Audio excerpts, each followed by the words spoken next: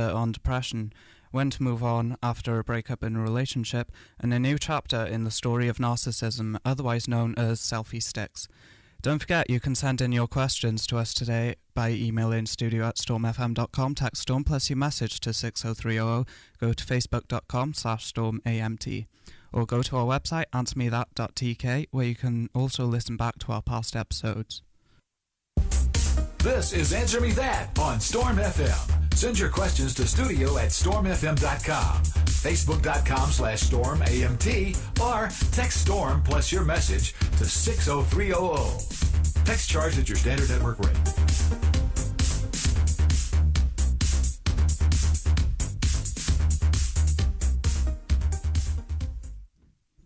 So, unfortunately this week one of my friends lost his father, so he's asked me to talk about the grieving process a bit. And the first step really is coming to terms with the fact that someone's not there anymore and dealing with the shock and sometimes numbness people can feel, which is why they go into themselves and tend to shut themselves off in their own little world. But it's important to work through the pain and the grief and any feelings you have, which can be overcome partly by talking about it to close friends and family, especially those you feel understand and close to, and just make sure you're talking to the right people and don't go off to a random out, although there are websites and forums and things like that set up specifically for dealing with grief, which you may also find helpful. But it's difficult to adjust to the environment of someone not being there, because in general humans are habitual creatures. So if you just look at lectures and things like that, there's no assigned seating plans, yet everyone goes to the same seats nearly every time. And when something does change or something's missing or you gotta sit somewhere else, sometimes it makes you a bit miffed. You don't feel like you're happy because you've moved seat, but having someone removed from your life is something much bigger, and if someone's not come across it, they probably won't understand how you're feeling, things like that. And it's often the way that if you're very distraught about it and affected quite deeply, people say you should be doing better than you are, but in actual fact it's just like a breakup. Everyone goes at their own speed and everyone has their own way of dealing with things, and it can take time or it can be quickly, depending how attached you are to that person. But it's finding a way to continue your bond with that person or celebrating the memory of them.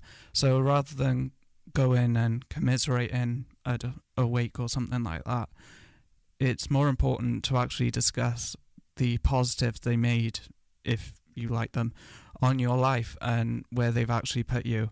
It's not just about crying and being upset, it's about celebrating everything they achieved. If you're in work or something like that, it can be difficult this time of year in university, but in general, in university, school, wherever, you can ask for compassionate leave in work. It may be built into your contract where you can still get paid for it. But it's important to have a little time to yourself to think about things, and you don't just go in head first and try and bash through things, because that can make things a lot worse because you're just storing it up until you break up. If you don't have compassionate leave written into your contract, then you can always ask for annual paid leave days, so there's always that way around it. But it's about surrounding yourself with the right people, coming to terms with any negative emotions or thoughts, and celebrating what was rather than commiserating what's gone. So, yeah. If you've got any advice or any comments on that, don't forget you can email studio@stormfm.com. Text Storm plus your message to 60300, go to facebook.com/stormamt. Also, if you're in Bangor, you can ring up the Nightline service from 8 p.m. till 8 a.m. on 01248 383880. Apologies, I'm losing my voice today. You can also go talk to your personal tutor, or you can book an appointment with the counselling service. If you're not in university or you don't like any of those options, you can also go to your GP and talk about things. They are there for that kind of stuff, as well as just physical cuts, scrapes, illnesses. They will help you deal with bereavement and possibly suggest some counselling services or groups you can attend to help you come to terms with things. So don't feel shut off. Speaking of humans being habitual creatures, we have to think about revision and things like that this time of year, and it's important to actually get things done. In the beginning you might be really motivated and really want to get on with things, but after a while that starts to drop off. It's the same as when you've done your New Year's resolution. You may have said you're going to go to the gym every day and you've actually gone once or twice and you've wasted money on a membership, or you just don't go as often as you should. It's about changing your routine rather than just getting on with life the way you always have. So you have to try and make things part of your routine, like revision, say do it for 2 hours, take an hour's break or so on. You have to change the way you live rather than just getting on with it when you can be bothered, otherwise you're not going to get it done. And if you're just doing it when you can be bothered, it probably isn't sinking in that much. If you are finding it hard to remember things, we have discussed memory techniques before, where it's like associating things with words. So if you can relate it to, say, a product or a country, try doing it that way, or making a little story out of whatever you've got to remember. That's one a lot of people go about, like the world memory champion. They make stories out of the things they have to remember to try and get it in order in a specific way. That kind of stuff has never worked for me, but it's always worth giving it a try if you struggle to remember things. Also, don't be relying on things like cheat sheets if you're allowed them in an exam. Make sure you actually revise the stuff rather than relying on the cheat sheet. That's quite difficult to say. But if you do have a cheat sheet, do use it. Do put down little things that you might not be able to remember, or prompts for your actual revision. So if you're associating it with, like, if you've got television on a certain program and somehow you associate what you're reading at the time with that program, make a little note of it on your cheat sheet or something like that.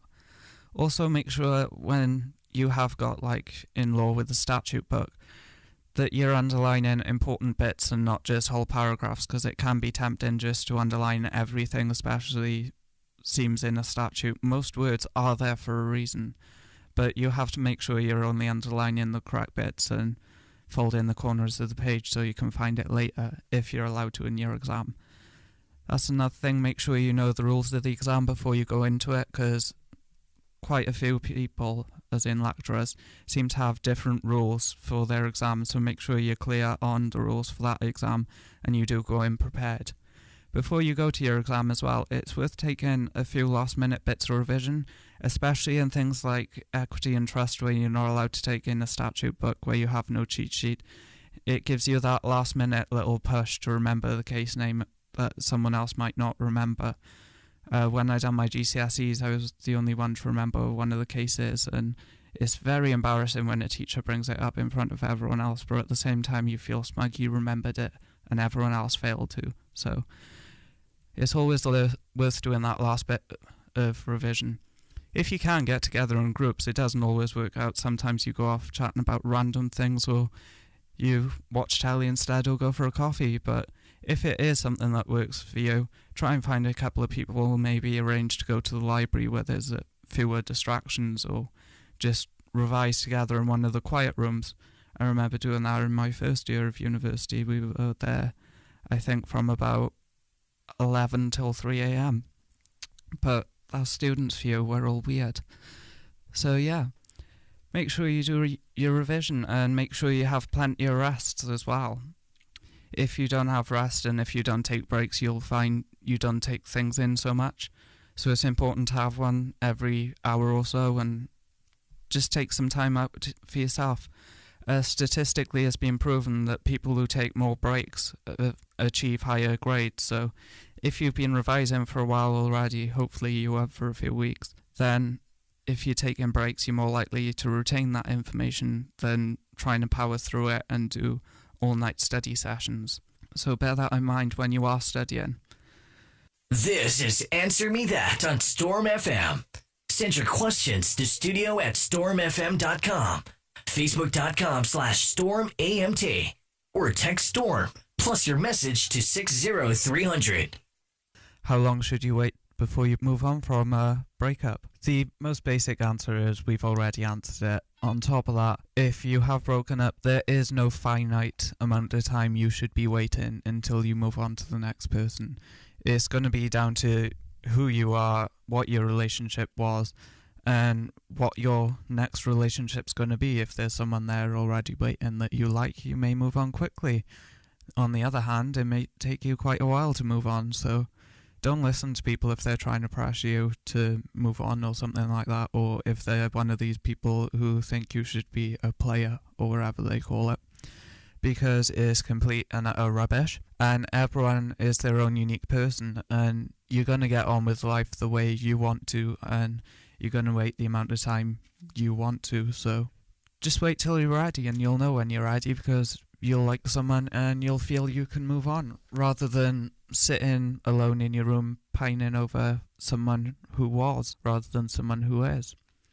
Speaking of when's it right to move on, a survey's just been done of if love at first sight is real, and they found that it may be. So it was a complete waste of time and money going on that, but they done the study anyway. It was a study based on interviews of over 5,000 people aged between 21 and 70.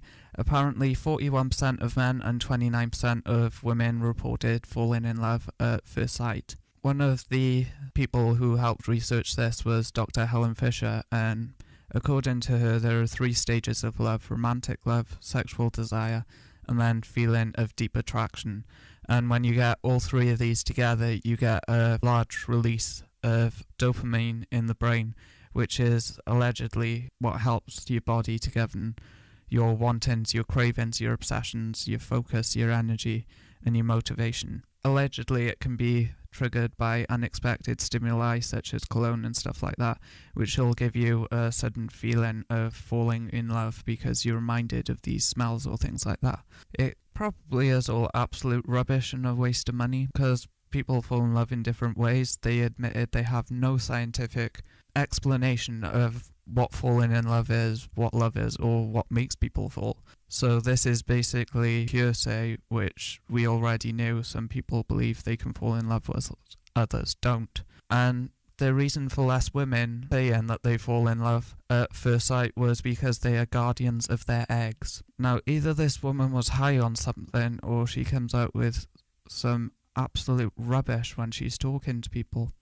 But either way, that's what she believes, and apparently some people can fall in love at first sight. So no news there, although it was on the news website.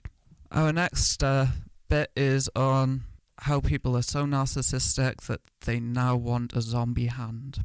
Now that may seem strange to you because you're not looking at the photo I am, but a company has actually come out with a selfie pole which is in the shape of an arm and a hand, and because the coloration on it is nothing like natural human skin that I've seen anyway, it looks like this woman's holding a zombie hand to take a photo.